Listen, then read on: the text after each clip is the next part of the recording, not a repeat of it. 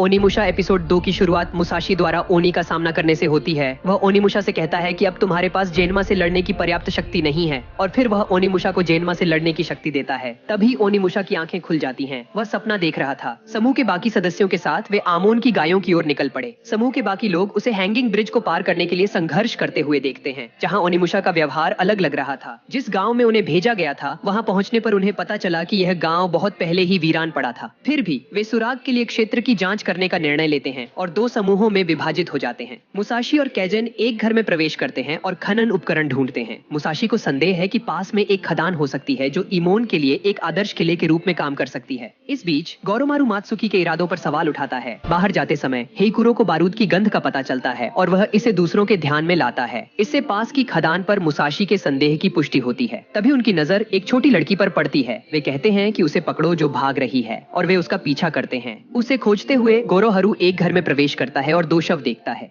फिर वह कैजन को उस घर में जाने के लिए कहता है। वह शवों को देखकर प्रार्थना करने बैठ जाता है।